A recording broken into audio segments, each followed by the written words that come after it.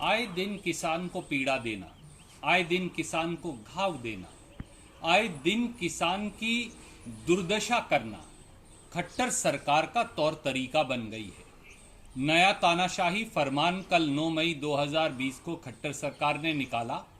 हरियाणा के अब 19 ब्लॉक्स के अंदर, खासतौर से उत्तरी हरियाणा, कैथल, कुरुक्षेत्र, यमुनानगर में 2,20,000 एकड़ में किसान को धान की खेती करने पर रोक लगा दी गई है। मेरी जमीन, मैं मालिक, पर खट्टर साहब मेरी जमीन में धान की खेती नहीं करने देंगे। 26 ब्लॉक्स में, खासतौर से उत्तरी हरियाणा में, पंचायती जमीन पर धान की खेती करने पर रोक लगा दी गई है। और यही नहीं, ये भी फरमान जारी कर दिया गया कि अगर किसान धान की खेती करेगा तो उसके धान की फसल को न्यूनतम समर्थन मूल्य पर नहीं खरीदा जाएगा और किसान की सब सब्सिडी वापस ले ली जाएगी।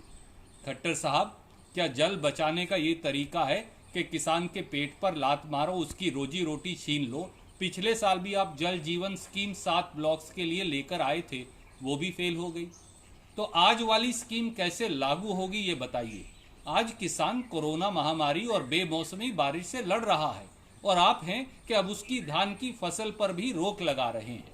कृपया करके किसान से ये घोर अन्याय बंद करिए और इस प्रकार के अन्यायपूर्ण निर्णय बंद करिए। अगर भूजल सुधारना है तो दोबारा से दादूपुर नलवी रिचार्ज नहर परियोजना को शुरू करिए, जिसको 450 करोड़ हरियाणा की कांग्रेस सरकार ने खर्च करके बनाया था।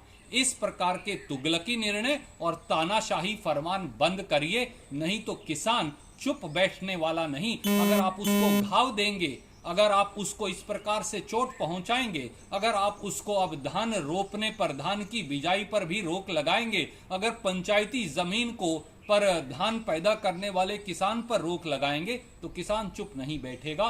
उम्मीद है कि खट्टर साहब सामने आकर किसान से हो रहे इस अत्याचार का जवाब देंगे।